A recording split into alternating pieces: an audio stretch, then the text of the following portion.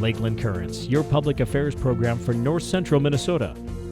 Production funding for Lakeland Currents is made possible by Bemidji Regional Airport, serving the region with daily flights to Minneapolis-St. Paul International Airport. More information available at bemidjiairport.org. Closed captioning for Lakeland Currents is sponsored by Nisswa Tax Service, tax preparation for businesses and individuals. Online at nisswatax.com.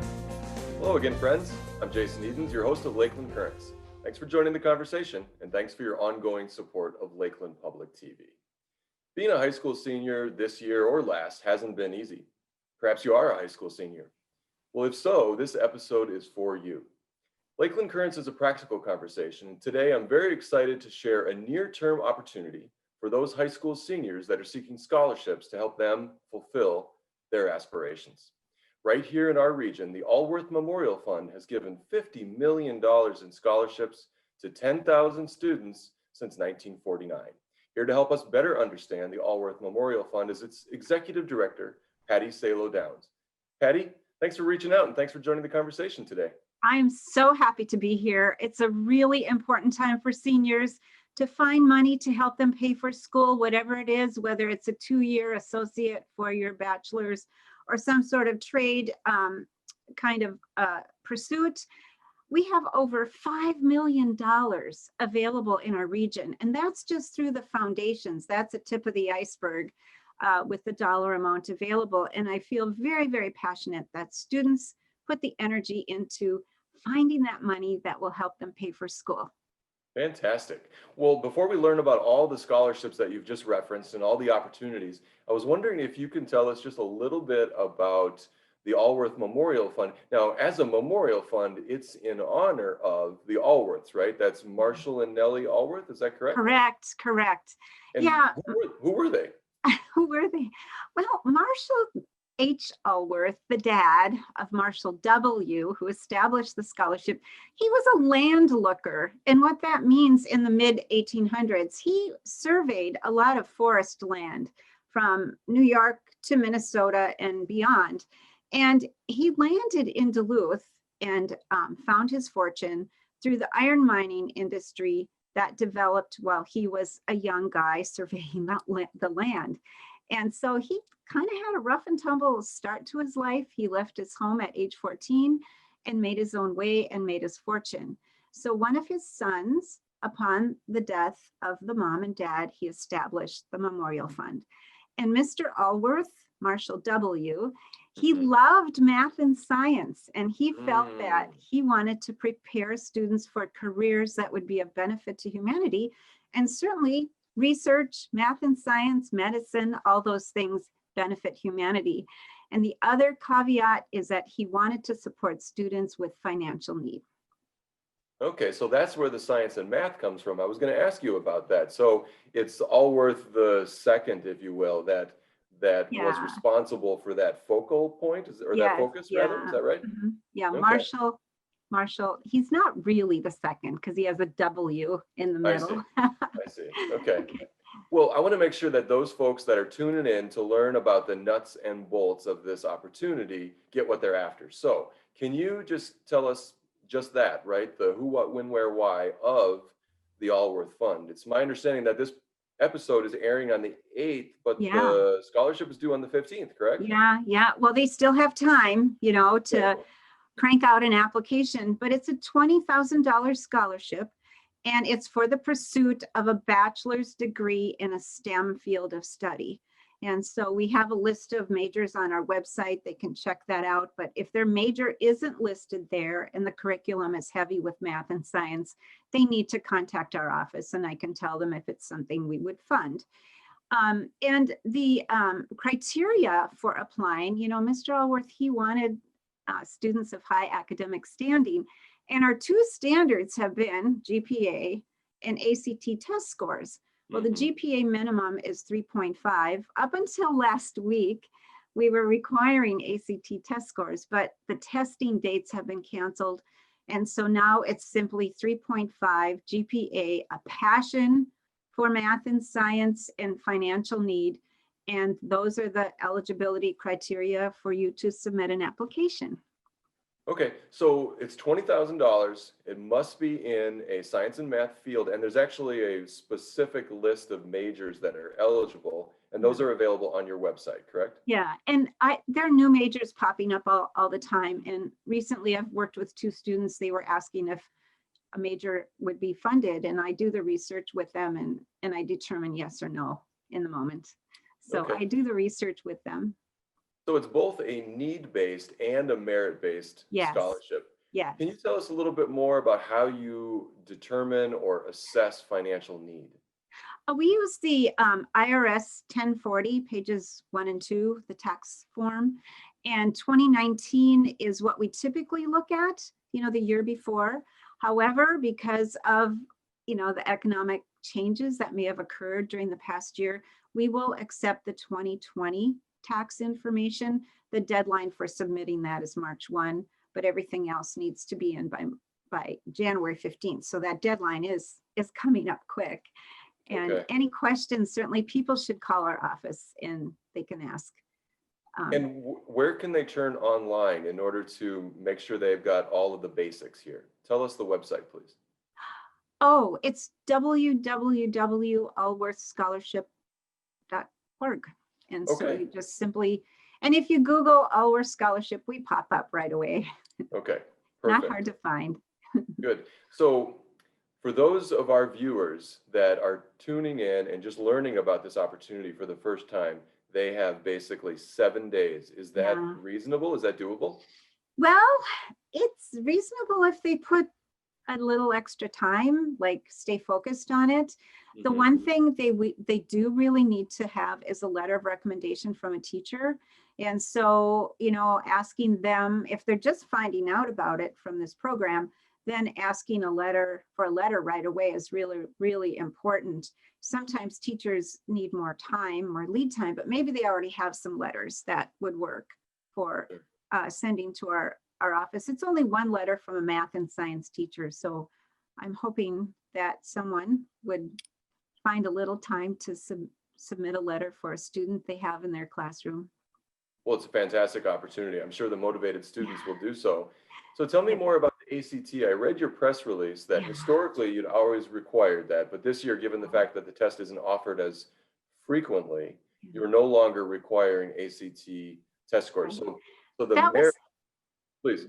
yeah, that was a COVID related impact to our selection criteria, eligibility criteria. And when the December test became unavailable for students to take because the testing sites are not open, schools, and it looks highly likely that February won't be available. And so our board discussed it and said for this year, the GPA and the taxable income will be the two pieces that will be used as criteria for consideration. And of course, we want those students who are, really excited about math and science, Mhm. as a major.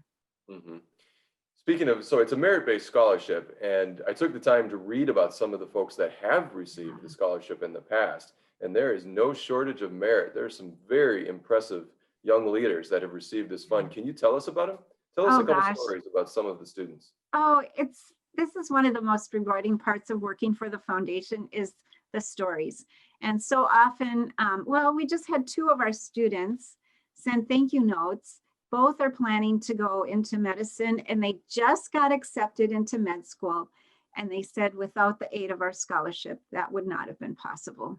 Because if you're at that high level needing to really focus on your studies, a scholarship allows you to do that instead of worrying about how you're going to pay for tuition and books. And we have one of our scholars that we wrote about in our newsletter last fall, and he was involved in the space launch industry. And we have his whole presentation recorded, the videos on our website. What a fascinating story. And he was this young guy, in Duluth here, and he saw the landing on the moon and he True got rocket inspired. scientist. Yeah, and just a fabulous human being. And there's a lot of students who have gone into nursing, all sorts of engineering. It's stunning what they get to do, and we are so proud of them. And I know Mr. Allworth would be extremely proud too, because he sees the impact of his dollars, his investment. Mm-hmm.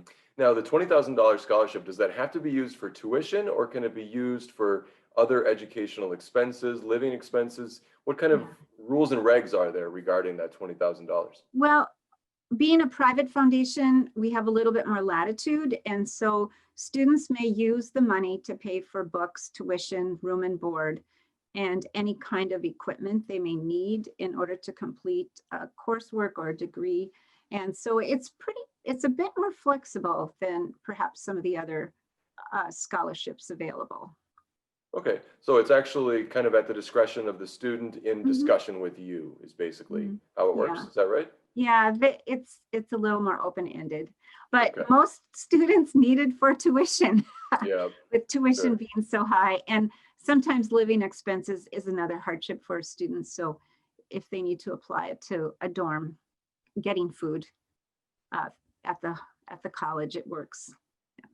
In a typical year, how many applications for this scholarship specifically would you expect?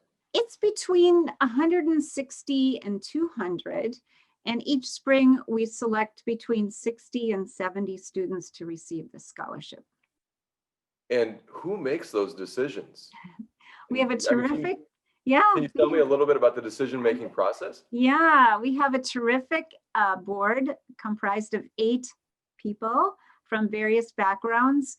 And some are in education, business, finance, it's a nice eclectic mix of people. And every March they get the big book that has all the applications in it, and they read them and they make their selections based on what is submitted on the application that is provided by the student. And the most critical part is really the essays. We require essays in our scholarship application. We have 4 questions.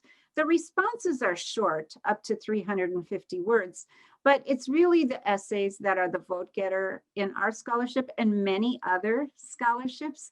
So the area that takes the most time for students to complete an application is writing those essays. And the tip I have for them is start now, and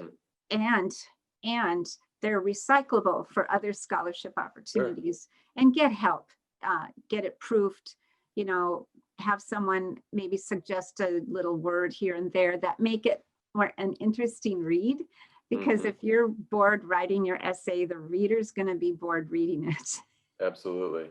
So you just used the term vote getter. I was curious, in that decision-making process, is this a voting process or is it more consensus-based with the board? It's voting. Yeah, okay. Each board member has their own individual vote sheets. They don't discuss among themselves any particular selection. And then typically, there's 8 board members, so 7, 8 votes typically are, offered the scholarship. Sometimes we can 6, 7, 8 votes, works depending on the number of students in the applicant pool. And is it only for current high school seniors, or can someone that's already enrolled in, say, a 2-year institution, are they eligible to apply? No, our scholarship, you must be a senior in high school to apply. Okay. And that's a little tricky this year because we're aware that some students aren't sure if they're going to be starting school next fall. They might want to take a gap year, not sure about COVID and how that's going to play out. And so the seniors who think they might be taking a gap year, they should really apply for our scholarship. Some scholarship foundations don't have that stipulation, but we do. And so it's important that they don't miss out on this opportunity. They really need to get that application in. Okay, well, so for those students that need a teacher's letter of recommendation, that's a requirement. Okay, so if they need to turn that around within basically a week, if they're learning about the scholarship because of this program. Okay, well, that's a tight turnaround, but I think this is going to be a fantastic opportunity for a lot of our seniors in the viewing area. Now, you say that you give out typically about 60 or 70 per year? Yeah, it's to the incoming freshmen. We award 60 to 70 students, but all total on our payroll each year is about 240 students, 1.2 million in scholarships. So we have our ongoing students that we fund. And then we have the new crop of freshmen. And then of course we have the seniors who graduate. So it's kind of, cycles out. Sure. Oh, that's interesting. So if you receive the Allworth Memorial Fund, you can continue to receive that after year one. You can potentially get it during your second year, your third year of college. Well, the way it's distributed is $5,000 per year. And so over the course of 4 years, you'll get the $20,000. And if you graduate early and you decide you want to go on to medical school, whatever outstanding distributions in your account may be applied. We hang on to you for a little bit. So if you go on to med school a couple of years after your undergraduate, you'll have a little pot of money waiting for you if you hadn't used up all the checks. I see. Okay. But it caps at 20,000. Yes. Okay. Yes. So I'm curious if you can tell us a little bit more about some of the other funds that are out there. One of the things I really enjoyed about your website is you also direct potential applicants to a wide variety of other funds. It's not as if you're suggesting the Allworth Memorial Fund is the only opportunity. So tell us a little bit more about that. Tell us about your thinking and about some of those other opportunities. Well, here's the thing. Our region, people believe in education, and organizations, companies, foundations, there is a ton of money they put into education. And individuals like me, if I decide I want to set up a scholarship, I can set it up and offer it to the local high school. So we have a lot of very passionate people about that very thing. And one of the strategies that is very, very powerful to implement as a senior is to apply for as many scholarships as possible. So that's why we have that link to other scholarship opportunities, because we're not the only one. There's probably several thousand opportunities out there when you think about it. And the deadlines are evolving over the spring. Some are February 15th, some are March 1. So the opportunity to earn a ton of money to help you pay for school is ongoing throughout your senior year. And I can certainly give you an example of one student I know. She researched and found 15 scholarships, and she applied for them and received 10 of them. One of them was the Allworth, but she had $80,000 in her hip pocket to help her pay for school. That's so remarkable. The chunk of change that's available is phenomenal. And I'll tell you one more story too. Parents, you have to get in on this, because I love the strategy that this dad took.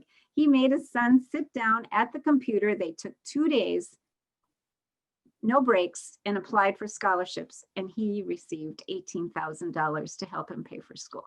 Fantastic. So there's a couple more nuts and bolts I just want to make sure we cover, so that students don't get a false sense of hope if they're not ineligible, right? So let's say, for example, I live in Stearns County or Pipestone County. Am I eligible? Not for the Allworth, but here's the thing. Their local high school guidance office will have a list of scholarships available. And so they need to be checking their high school websites. And they need to be kind of scoping around their community for, let's say, the Masons, or you have some other philanthropic organizations that offer scholarships. And so your parents might work somewhere that has a scholarship. So they have to do some research to find the money. And the guidance office is one of the best spots. Absolutely. But can you tell us specifically, where do you need to live in order to be eligible for the Allworth Fund? Oh, What's yes. the There's a geographic range? 10-county region in northeastern Minnesota. I'm not sure I can say all the counties, but I do know that Bemidji and Brainerd school districts are covered, Walker, Hackensack. There we go. So the westernmost part of our region is out that way, and it's up to Grand Marais and International Falls and down to Moose Lake that we cover. Okay. So most of north central and northeast Minnesota generally, and the details are available on your website. Yes. Yeah. All right. I'm curious, Patty, how long have you been working in this field? And the reason I ask is I'm curious to get your impression of how the cost of tuition has changed. Yeah. Well, it's been 14 years at the foundation. It's the best job I've ever had. It's just a rewarding, and I believe in education, my number one value. So it's a really good fit. And the cost of college has gone up exponentially, and it continues to go up. The good news, though, is that people are constantly creating scholarships every year. foundations are adding more and more scholarship categories. And scholarships are just not for the 4-year degree pursuer, top of the class type student. There are scholarships for the trades. There are scholarships for 2-year degrees, Associate of Arts degrees. There's scholarships to earn a certifications for a job. So you really have to go to the foundation websites and talk to your guidance office about all the different opportunities there. But it's broad. And that's one of the biggest changes, is the broad-based approach that foundations are taking to help people pursue their dream career. Mm-hmm. You know, you mentioned something earlier that I also wanted to pursue a little bit, which was, it sounds as if through the Memorial Fund or through the Allworth Fund, individuals are able to create, shall we say, donor designated funds for specific high schools. Did I hear that correctly? In other words, can someone like myself come to the Allworth Fund and say, I'd like to create a scholarship for the local high school? Actually, that's not quite correct. Mr. Allworth set up the foundation, and it's a closed trust. So Okay. we can't do any other type of scholarship than his. But the community foundations, that is the best spot for you to go and say, hey, I want to start this scholarship. And they will work with you.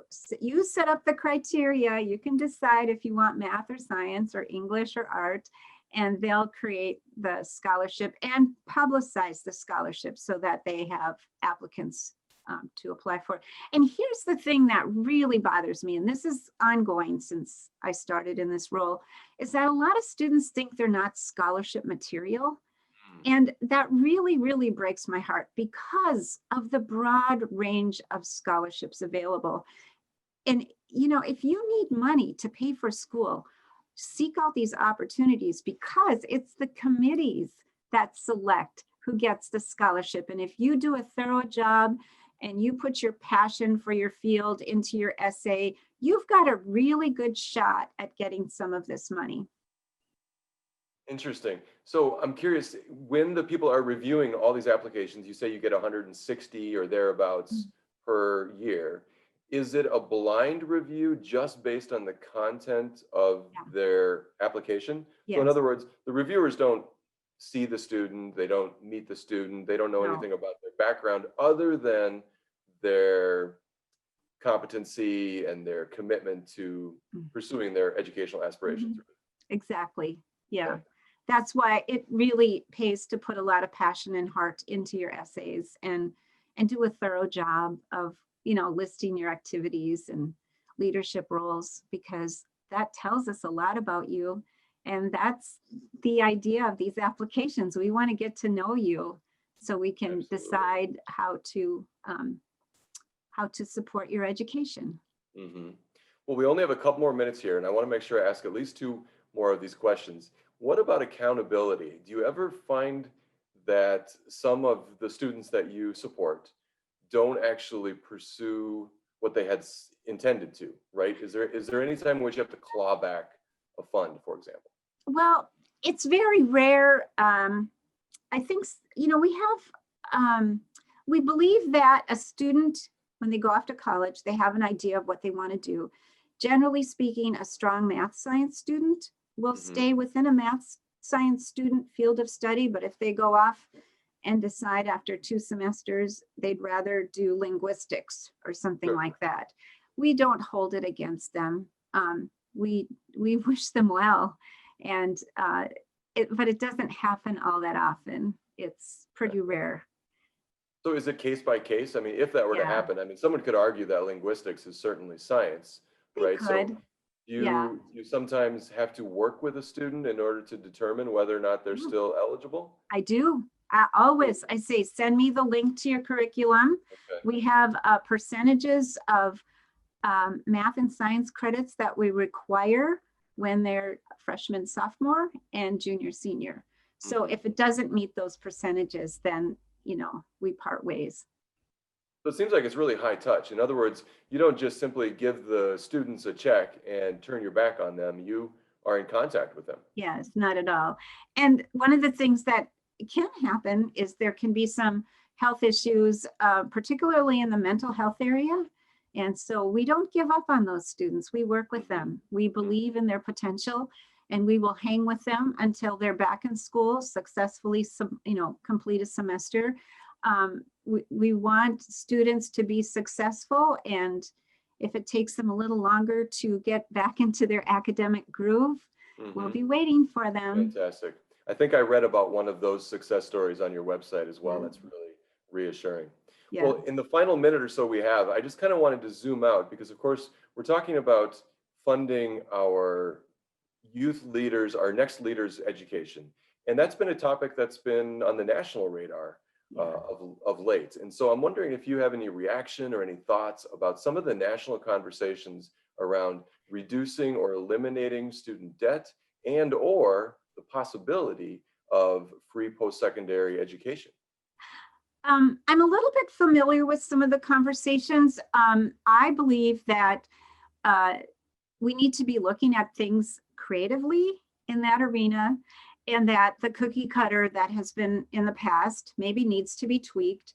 And I do know, though, that there is a lot of money available through even the colleges once you commit to where you're going to school. Sure. That don't stop applying, until some of these bigger topics get sorted out at the national level. There's a ton of money, and I want students to seek it out, and I want them to go for it. Go for the gold. That's what I keep telling students, go for the gold. And the benefit of that is you have less stress and more success in college when you do. Well said. I'd like to close with a quote that I read on your website, which I believe was Theodore Roosevelt. And do you know which quote I'm referring to? I think so. I have 3 of them there, I think. So please share. Oh, I don't know if I can recite it. I think there's one on your website that essentially says, if you believe in yourself and you believe you can do it, you're halfway there.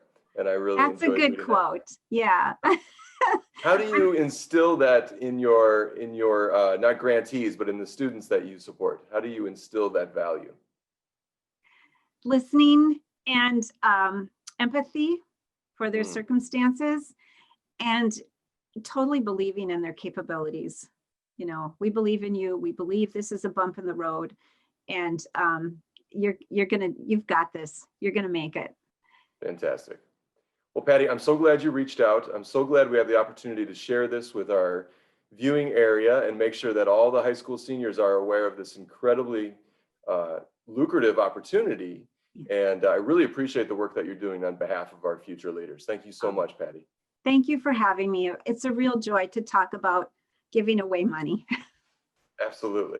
And I want to thank all of you, of course, for joining us once again. Thank you so much. Be kind, be well. I'm Jason Edens, your host of Lakeland Currents. We'll see you next week.